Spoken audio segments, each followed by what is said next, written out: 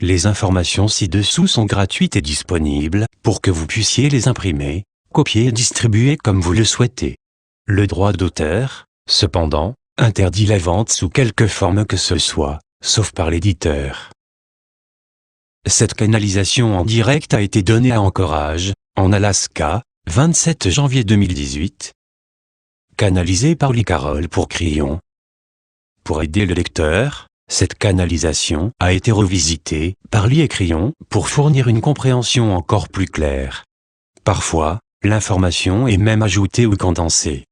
Car souvent, ce qui se passe en direct implique une certaine énergie, ce qui entraîne une sorte de communication que la page imprimée ne reflète pas. Alors profitez de ce message amélioré donné à Anchorage. La vieille âme pratique. Salutations, chers êtres humains, je suis Crillon du service magnétique. Vous faites face à une belle, très belle énergie et pourtant vous ne le réalisez pas. Pour passer de l'obscurité à la lumière, il y a de profondes transitions. Ce que vous savez de la vie sur la planète, c'est que la transition peut être difficile, surtout lorsque vous passez d'une énergie plus sombre à une énergie plus légère. Il y a ceux dans le noir qui vont se battre jusqu'à la mort pour ne pas changer. C'est un mode de vie et un moyen de contrôle pour eux. Mais, chers êtres humains, cette transition terrestre est en cours. Sa vitesse dépendra de ce que vous déciderez. Le libre arbitre sur la planète déterminera le moment choisi. Vous êtes dans le changement maintenant, et vous commencez seulement à le voir. Il viendra un temps, littéralement, où vous pourrez dire « Le soleil est sorti, la lumière a gagné ». Cela ne signifie pas que la planète entière sera devenue claire. Mais ce que vous allez avoir, c'est une planète qui pense différemment. Sur la planète, ce sera un paradigme d'existence basé plus sur la vérité fondamentale connue de la vieille âme, au lieu de ce qu'un débutant connaîtrait. C'est un nouveau paradigme basé sur les concepts d'une nature humaine changeante, un mûrissement et un rééquilibrage de la conscience, et ce sera très différent de maintenant. À quoi pensez-vous que pourrait ressembler la future vie pratique d'une vieille âme? En quoi cela serait-il différent de ce que vous faites maintenant, juste pour une journée? Je veux vous donner un petit exemple. Un jour dans la vie du nouvel être humain, nous utilisons souvent le personnage veau, dans les paraboles et les histoires, nous allons le faire à nouveau maintenant. Veau n'est pas un homme ou une femme. Dans cette histoire, veau peut être l'un ou l'autre, même si nous allons l'appeler veau, il, mais en réalité il est avoman, voil ou voel, ndlt. Ce sera l'histoire, dans un temps futur, d'un jour de la vie pratique d'une vieille âme qui n'est pas encore là. Cela racontera le nouveau paradigme à partir du moment où elle se lève, jusqu'à ce qu'elle aille se coucher. La crédibilité. Mes chers êtres humains, avant le début de cette histoire, vous devez comprendre que cet individu, cet humain, cette vieille âme dans le futur, a un paradigme d'existence complètement différent de celui que vous avez aujourd'hui. C'est un paradigme où l'humain a littéralement changé la relation qu'il a avec tout ce qui l'entoure. Il a changé sa relation avec Dieu, avec ceux qui l'entourent et avec la terre. Il peut donc être difficile pour vous de croire tout ce que je vais vous décrire maintenant, mais je veux que vous écoutiez cette histoire jusqu'au bout. De temps en temps, je vous dirai « Stop ». Je ferai ensuite une comparaison entre vieille énergie et ce qui viendra d'être dit. Ce sera une révélation de type nuit-jour, à propos des différences entre la manière à laquelle vous traitez les choses dans le futur, et la manière à laquelle les choses se passent aujourd'hui. Dans ce nouveau paradigme, cette vieille âme, est née dans une civilisation où depuis longtemps on ne pense plus que toute l'aide doit venir de l'extérieur. Ce n'est pas une civilisation qui croit qu'elle est indigne aux yeux de Dieu, non. Ses membres ne ressentent pas le besoin de faire appel à une plus grande source pour trouver les solutions de vie de tous les jours. Donc là, dans cette révélation, vous voyez déjà une grande différence avec la civilisation dans laquelle vous vivez aujourd'hui. Leur paradigme d'existence a changé, et vous savez que toutes les choses belles et spirituelles sont portées à l'intérieur de l'être humain. La divinité intérieure est une notion connue des maîtres, et elle représente la nouvelle nature humaine. Cette notion a une application pratique dans la vie de tous les jours. Il n'y a donc pas à courir partout pour trouver de l'aide, comme on peut le voir aujourd'hui, ou comme dans l'énergie plus ancienne où la majeure partie de la civilisation croyait qu'elle était indigne, et que toutes les bonnes choses venaient d'en haut. Donc je veux que vous y pensiez un moment, parce que c'est ainsi que Vo aborde sa journée. Stop. Pensez-vous vraiment que cela n'arrivera jamais? Pensez-vous que l'humanité n'arrivera jamais au point où elle aurait l'impression de ne pas avoir besoin d'aide extérieure? Pensez-vous que viendra un jour où les lieux de culte seront simplement des bâtiments antiques? Cela semble être inimaginable de pouvoir penser cela. Que signifie l'évolution de conscience pour vous? Ce ne sera pas quelque chose qui est imposé à l'humanité. Au contraire, c'est quelque chose que l'humanité va voir par elle-même au fil du temps. Ce sera logique et sensé, à travers une conscience qui évoluera lentement. Au fil du temps, l'humanité commencera à comprendre ce que les maîtres voulaient vraiment dire, et elle commencera à pratiquer ce qu'ils ont dit. Depuis des éons, on a dit aux êtres humains que les choses les plus sacrées qui existent sont à l'intérieur de chaque être humain. Fait à son image, signifie fait à l'image de l'amour, et, en cela, l'humanité commencera à réaliser que l'image de Dieu le Créateur a toujours été à l'intérieur. Par conséquent, les humains peuvent accéder instantanément à Dieu, à l'esprit, aux ancêtres, à travers des processus qui sont intégrés. C'est ici que nous commençons l'histoire. Vo se réveille comme tous les matins, sur le point d'aller travailler. Il met les 2 pieds au sol et il fait un exercice d'affirmation, il attend de bonnes choses. C'est la première chose qu'il fait. Dès le début de sa journée, il pousse la conscience de la bienveillance. Son ressenti est le suivant: c'est une bonne journée, et je vais avoir une conscience qui surpassera tous les défis que j'aurai aujourd'hui. Les bonnes choses sont à venir. Stop. Pourquoi fait-il cela? Combien d'humains font cela dans une vieille énergie? Laissez-moi vous expliquer la manière courante. Vous êtes sur le point de vous lever, vous mettez vos pieds sur le sol et vous vous dites: oh, encore une fois, voilà une journée difficile. J'espère que les choses iront mieux qu'hier. Les problèmes d'hier sont toujours dans mon esprit et je n'ai pas très bien dormi. Je ne sais pas ce qui va m'arriver aujourd'hui. J'espère survivre. Voyez-vous la différence? La plus grande différence est l'attente bienveillante, mais il y a vraiment plus. Vo dit vraiment: je peux contrôler cette journée. C'est une considération pratique, alors la première chose qu'il fait, avec les pieds par terre, c'est de célébrer le fait qu'il va surmonter tous les problèmes qui surviendront. Ce qu'il fait, c'est créer sa réalité ce jour-là. Rappelez-vous ceci: l'humanité aura toujours à travailler avec la dualité. Il y aura toujours le choix entre l'obscurité et la lumière, le drame et l'amour. L'idée qu'un jour vous aurez une planète parfaite, où rien ne va jamais de travers, ou l'idée que tout le monde pourrait penser pareil et être angélique, est une idée artificielle, que beaucoup d'humains ont, à cause de leur pensée linéaire de noir ou blanc. Vous aurez toujours le libre choix, et vous aurez toujours des passés uniques, des annales akashiques qui fonctionnent avec vous, de manière positive.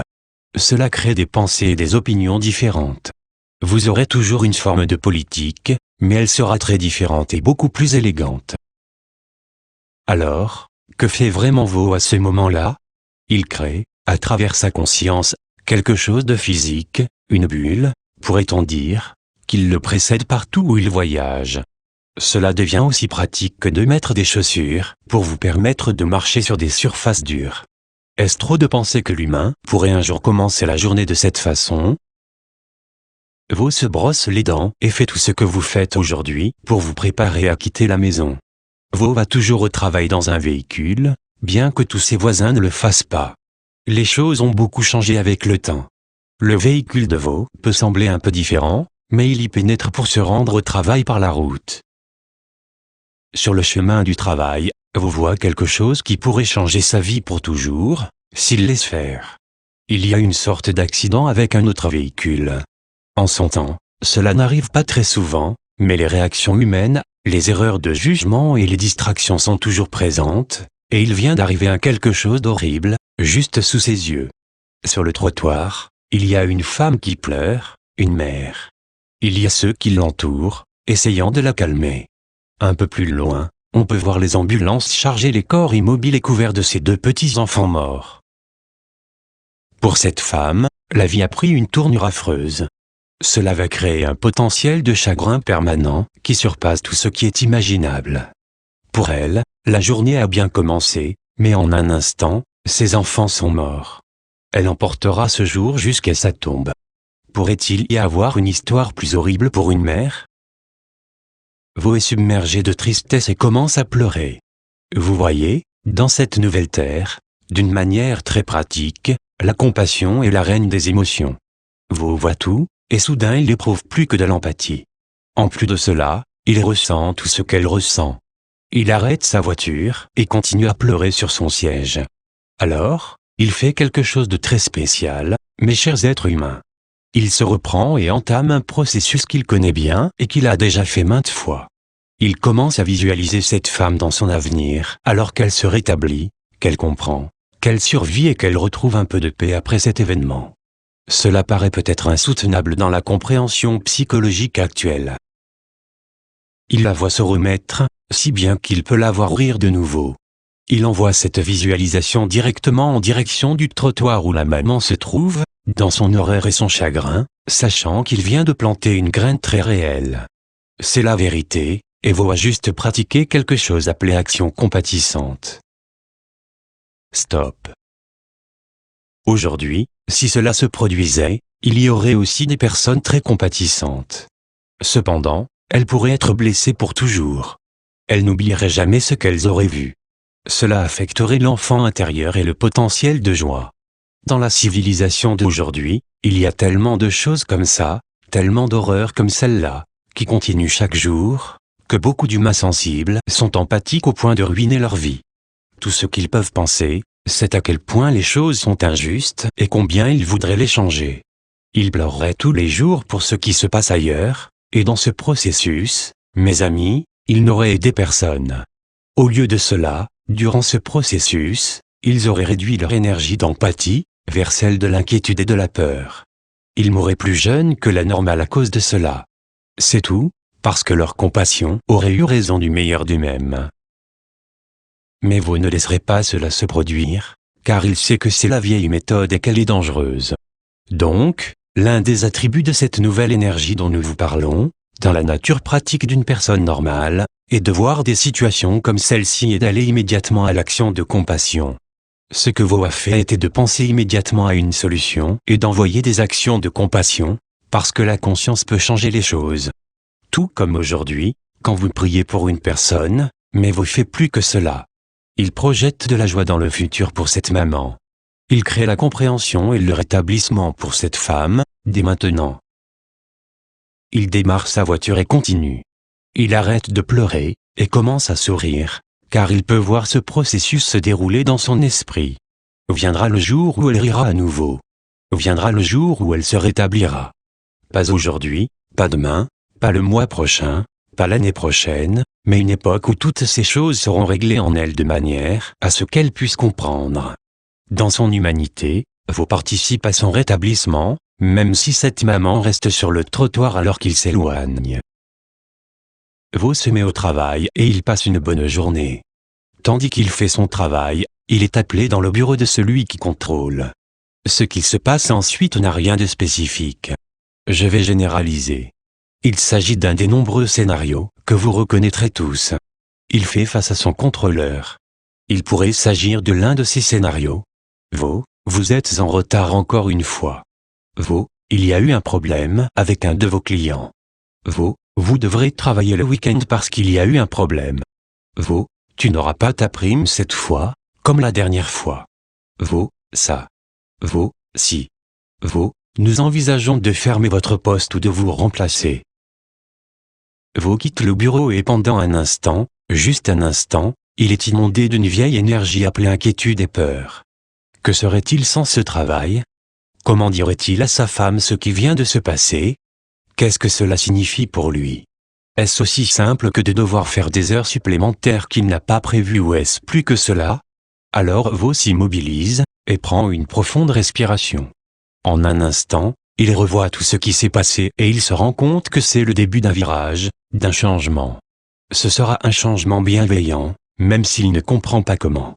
Vo ne sait pas le temps que prendra tout ça, mais il commence à sourire, parce que c'est le début d'un changement, qu'il sait être bon pour lui et bienveillant pour tout ce qu'il est. Stop. Si cela se produisait aujourd'hui, quelle serait la réaction typique? Ce serait ceci. s'inquiéter toute la journée, s'inquiéter toute la nuit, s'inquiéter tout le mois suivant, raconter tout à ses amis pour qu'ils puissent aussi s'inquiéter avec vous. C'est ce qu'on appelle un drame. Quoi qu'il arrive, cela arrive, mais le drame continue et continue encore. Cela créerait également un pont d'ombre entre l'employeur et le travailleur, et aussi encore plus d'inquiétude. Que va-t-il se passer ensuite? Que peut-il arriver? Il ne m'apprécie pas, je n'en suis pas digne. Aucune de ces choses n'était dans l'esprit de Vaux, mais en 3 secondes environ, il a dû convertir le potentiel d'une vieille réaction d'énergie de peur, à une pensée qui est bien au-dessus de la conscience d'aujourd'hui. Il a automatiquement basculé cette énergie dans un scénario qui disait « Peut-être que je n'appartiens pas à cela, peut-être que c'est un signe, peut-être que quelque chose de beau va se passer, j'attends, je vais faire ce qu'on me dit. Je vais même accepter le feuillet rose, avis de résiliation, parce qu'il y a quelque chose de meilleur qui s'en vient. » Et cela continua. À peine une demi-heure plus tard, il entendit des acclamations. Dans l'une des autres cellules de son bureau, un de ses amis avait été promu à l'un des postes qu'il souhaitait. Il s'y rendit pour faire partie de la célébration. Il participa pleinement et sincèrement. Il était si enchanté qu'un de ses amis réussisse, et si content que cet ami ait une augmentation. Il ne le voyait pas comme un reflet ayant quelque chose à voir avec lui. Il ne laissa pas les nouvelles passées affecter son bonheur pour son ami. Stop. Dois-je le dire? Dans une énergie plus ancienne, il y a tant d'ego et tellement de projections de soi. Pourquoi pas moi? Qu'a-t-il que moi? Il a pris mon travail, je ne l'aime plus, je ne lui parlerai plus, je vais rentrer chez moi et m'enfermer. À ce stade, on ferait n'importe quoi pour rester déprimé. Continuons. C'est affreux. D'abord, je m'aperçois que je perds mon emploi, puis je découvre que quelqu'un d'autre a été promu à ma place. Mais ce ne fut pas du tout sa réaction, car vous voyez, vous connaissez déjà cela ou mieux encore, et il croyait au fait que la bienveillance puisse arriver.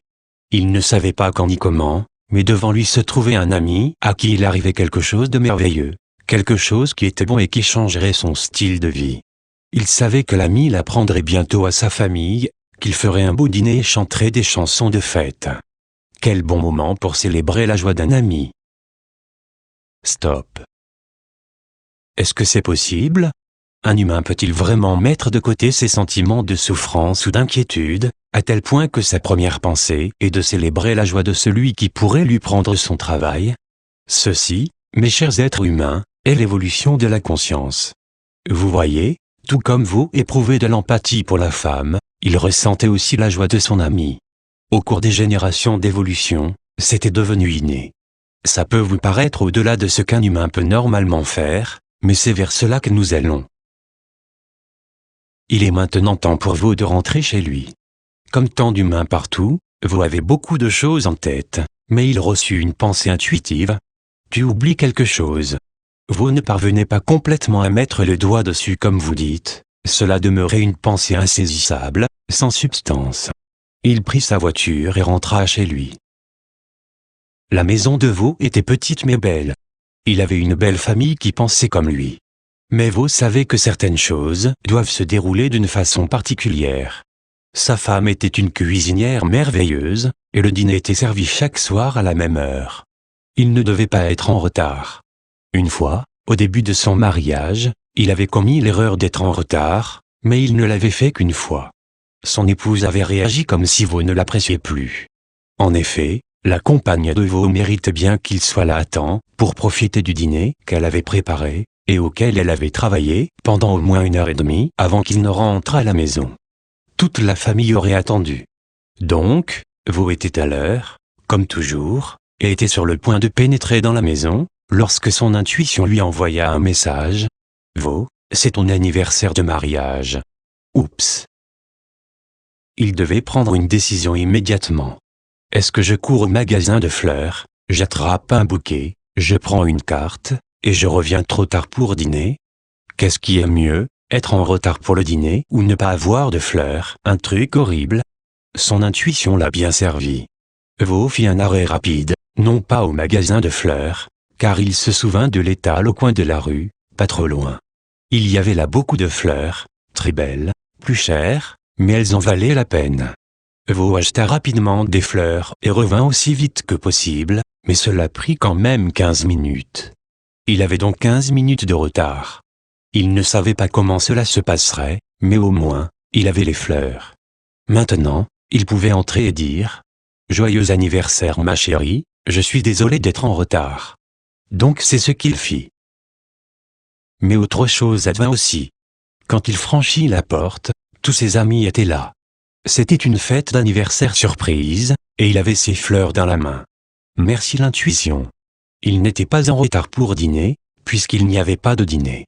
Au lieu de cela, il y avait une fête. Vo n'avait pas déçu son épouse, et il avait des fleurs. Vous comprenez? Que venait-il de se passer? Stop. Vo s'était juste arrêté un moment et avait écouté son intuition, une partie plus élevée de lui avait senti au-delà de ce qu'il savait de ce qui se passait dans la maison. Son intuition savait ce qu'il devait faire, il l'avait écouté et lui avait fait confiance, il était allé chercher les fleurs immédiatement. Dans une énergie plus ancienne, mes chers êtres humains, votre ignorance humaine vous aurait laissé 50% de chance de prendre une bonne décision, ou 50% de chance d'en prendre une mauvaise. Vous n'auriez pas compris qu'il y a une partie innée plus élevée de vous-même qui en sait tellement plus que vous. Il y a un soi supérieur au-dessus de vous, et pour vous, il avait senti qu'il y avait une fête dans la maison. Écouter son intuition était chose courante pour vous, et il l'utilisait tous les jours comme un aliment de base, pas quelque chose qui passait sans substance. Elle lui dictait qui appeler et comment dire ce qu'il avait à dire au client à qui il devait parler. C'était son mode de vie et vous savez que ça fonctionnait. Il avait de la pratique, et encore une fois, cela avait marché. Quand la fête fut finie, sa femme lui dit « Merci beaucoup pour ces merveilleuses fleurs fraîchement cueillies. Vo, nous avons passé un excellent moment. » Vo était d'accord, et la dernière chose à laquelle il pensait était de lui dire ce qui s'était passé au travail. Vo sourit et pensa « Je lui donnerai de bonnes nouvelles plus tard. » Vo était sur le point d'aller dormir.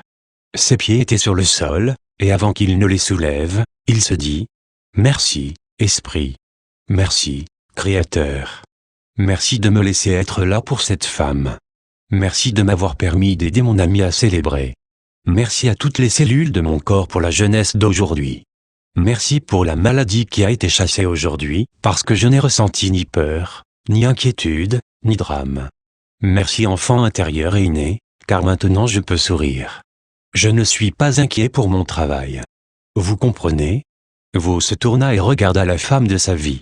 Il lui dit « Bonne nuit, mon cœur. » Cette histoire est vraie. Toute cette histoire. C'est ce qui est arrivé sur des planètes que vous ne connaissez pas. Pour vous, penser de manière si élevée par rapport à ce qui se passe dans votre vie aujourd'hui est un potentiel qui semble irréel ou impossible. C'est ce paradigme qui définit l'illumination. L'âge de la compassion arrive. Il va réécrire et redéfinir tout ce à quoi les humains pensent et tout ce à quoi ils réagissent.